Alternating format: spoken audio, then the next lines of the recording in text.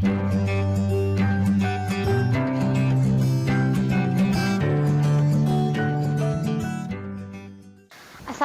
warahmatullahi wabarakatuh. Perkenalkan, nama Ibu Intan Parwati. Di sini, Ibu akan membahas materi kelas 12 bab 9, Perkembangan Islam di Indonesia. Sebelum pembelajaran dimulai, ada baiknya kita berdoa terlebih dahulu. Berdoa dimulai. Bismillahirrahmanirrahim. Robbi jidni ilman warjukni pahma. Ya Allah, tambahkanlah kepadaku ilmu dan berikanlah aku karunia untuk memahaminya. Amin Allahumma amin. Selanjutnya kita akan memulai materi perkembangan Islam di Indonesia. Nah, kita akan mempelajari terlebih dahulu mengevaluasi sejarah perkembangan Islam di Indonesia. Para pakar sejarah berbeda pendapat mengenai sejarah perkembangan Islam di Indonesia. Nah, terdapat 3 teori besar yang dikembangkan oleh Ahmad Mansur Suryanegara yang terkait dengan asal kedatangan para pembawa dan waktu kedatangannya. Nah, ada 3 teori dalam perkembangan Islam di Indonesia. Yang pertama, teori Gujarat. Nah, apa itu teori Gujarat? Teori ini dipercayai datang dari Gujarat, India, melalui peran para pedagang India Muslim pada abad ke-13 Masehi. Dan teori kedua yaitu teori Mekah. Teori Mekah ini Islam dipercaya tiba di Indonesia dari Timur Tengah melalui jasa para pedagang Arab Muslim sekitar abad ke-7 Masehi. Teori ketiga yaitu teori Persia. Nah, Islam tiba di Indonesia melalui peran para pedagang asal Persia yang dalam perjalanannya singgah ke Gujarat sebelum ke Nusantara pada abad ke-13 Masehi. Nah, selanjutnya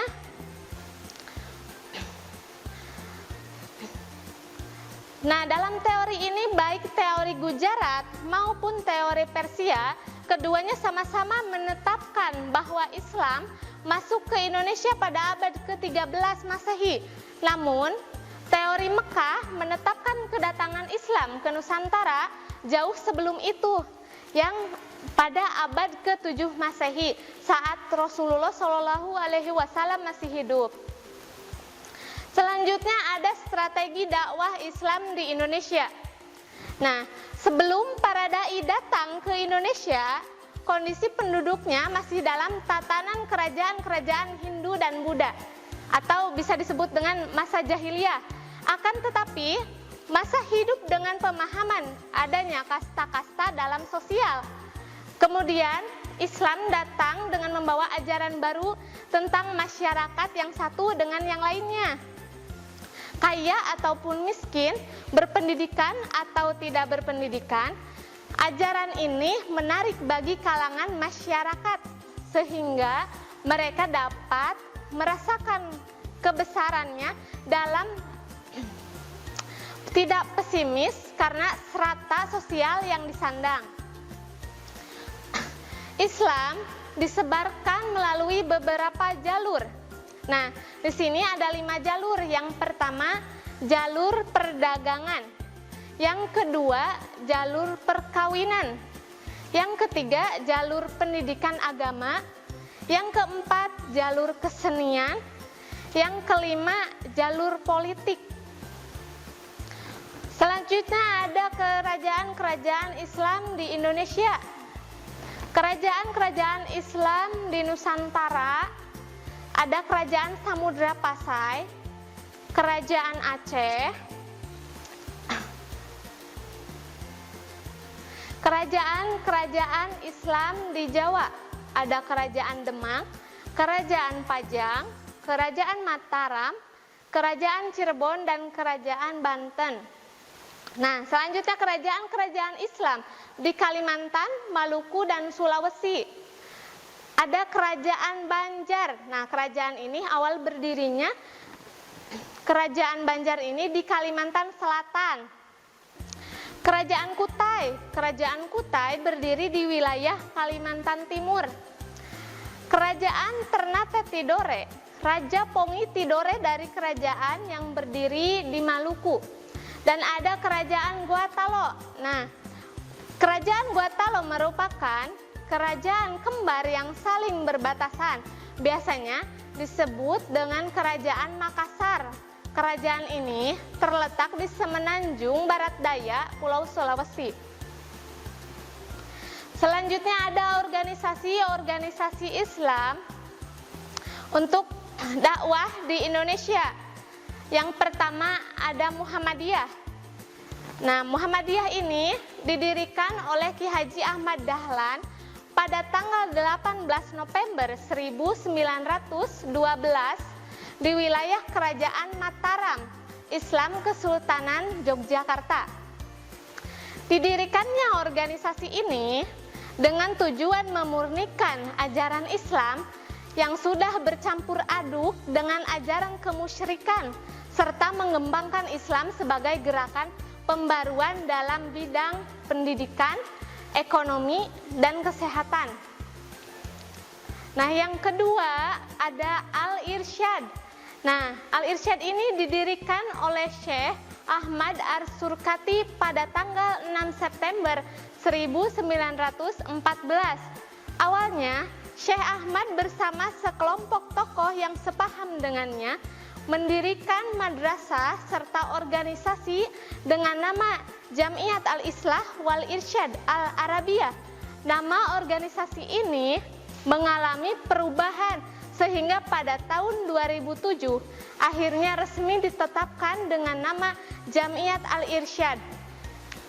Nah, yang ketiga ada Persatuan Islam atau biasa disebut dengan Persis. Nah, Persis ini didirikan pada tanggal 12 September 1923 di Bandung oleh beberapa tokoh muslim yang dipimpin oleh Haji Jamjam dan Haji Muh Yunus. Tujuan pendiriannya adalah mengembalikan ajaran Islam berdasarkan Al-Quran dan Sunnah Nabi Muhammad SAW yang saat itu dianggap banyak praktik penyimpangan. Tokoh organisasi ini adalah Ahmad Hasan. Yang keempat, Nahdlatul Ulama. Nah, organisasi Nahdlatul Ulama atau yang lebih dikenal oleh kita dengan NU didirikan di Jombang, Jawa Timur oleh Syekh Hashim Asy'ari pada tanggal 13 Januari 1926. Pendirian organisasi ini didukung oleh para ulama kenamaan oleh Ki Haji Bisri Syamsuri dan Ki Haji Wahab Kasbullah. Organisasi ini menyebarkan paham Islam Ahlus Sunnah wal Jamaah dengan sistem al-muhafazatu ala qadimi wasali wal akhu bijadidil aslah, atau memelihara kearifan lama yang baik-baik dan menerapkan hal-hal baru yang lebih baik. Selanjutnya ada nilai-nilai keteladanan tokoh-tokoh dalam sejarah perkembangan Islam di Indonesia. Nah, tokoh-tokoh penggerak utama dalam penyebaran Islam dan telah menggoreskan nilai-nilai keteladanan mereka lebih dikenal dengan sebutan Wali Songo, yaitu sebagai berikut. Yang pertama, Maulana Malik Ibrahim. Nah, Maulana Malik Ibrahim, nama lainnya adalah Maulana Maghribi. Disebut Maghribi karena asalnya dari Persia. Pusat kegiatannya di Gresik, Jawa Timur. Sunan Ampel, nama kecilnya Raden Rahmat yang berkedudukan di Ngampel, Surabaya. Melalui peran beliau, lahirlah generasi Islam yang tangguh, salah satunya Raden Fatah Sultan pertama Demak. Yang ketiga ada Sunan Giri, nama aslinya Raden Paku. Beliau adalah murid Sunan Ampel, pusat kegiatannya di Bukit Giri, Gresik. Yang keempat ada Sunan Bonang, nama kecilnya adalah Makdum Ibrahim, putra Raden Ahmad atau Sunan Ampel, yaitu yang berkedudukan di Bonang, Tuban. Yang kelima Sunan Derajat, nama kecilnya adalah Malik Munih, juga putra Raden Rahmat, dengan pusat kegiatan di daerah Derajat dekat Sedaya, suatu wilayah antara Gresik dan Tuban.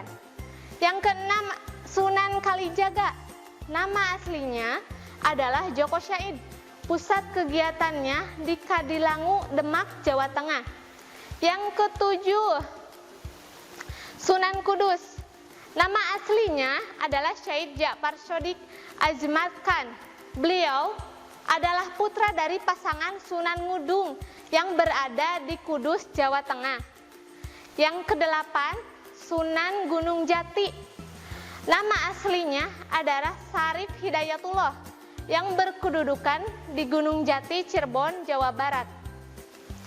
Yang kesembilan Sunan Muria, nama aslinya Raden Umar Syahid, putra dari Sunan Kalijaga yang menikah dengan Dewi Syaroh, berkedudukan di Gunung Muria.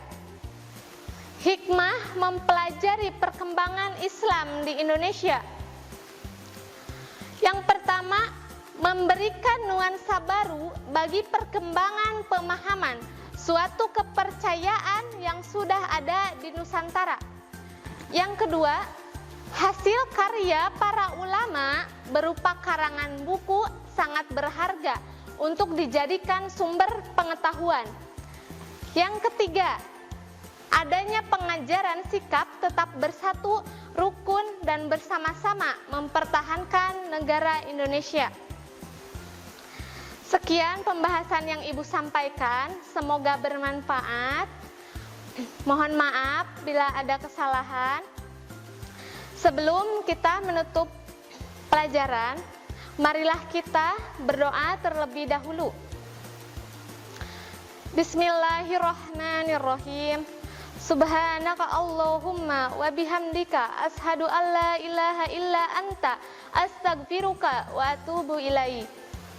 Maha suci Engkau ya Allah, dengan memujimu aku bersaksi bahwa tiada Tuhan melainkan. Aku memohon pengampunanmu dan bertaubat kepadamu. Sekian yang Ibu sampaikan. Assalamualaikum warahmatullahi wabarakatuh.